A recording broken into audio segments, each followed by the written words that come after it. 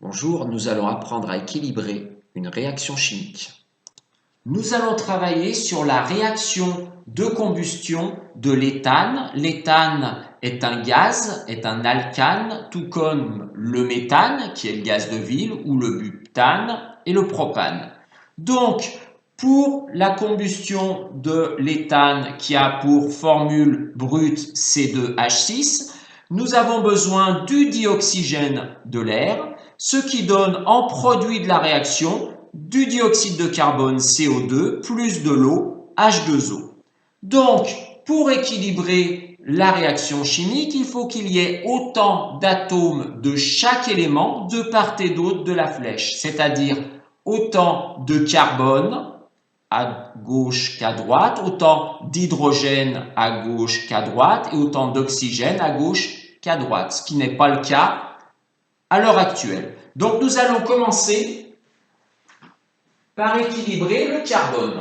Donc nous avons ici deux atomes de carbone. Par contre, ici nous n'en avons qu'un.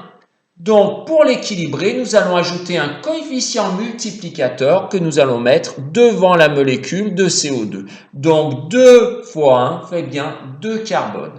Nous allons faire la même chose avec l'hydrogène. Nous avons ici 6 atomes d'hydrogène. Ici, nous en avons seulement 2. Donc, pour en avoir 6, nous allons multiplier par 3.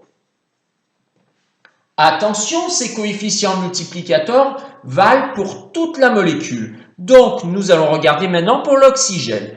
Dans une molécule d'O2, nous avons 2 atomes d'oxygène. Mais ici, nous avons 2 molécules d'O2. Donc, 2 fois 2 font 4.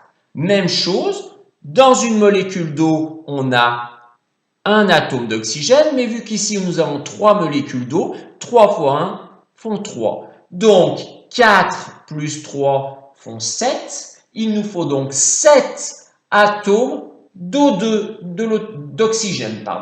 Donc ici, nous en avions 2. Donc pour faire 7 atomes d'oxygène, il faut le coefficient multiplicateur 3,5. Puisque 3,5 fois 2 font 7. Le problème, c'est que nous ne pouvons pas avoir des demi-molécules.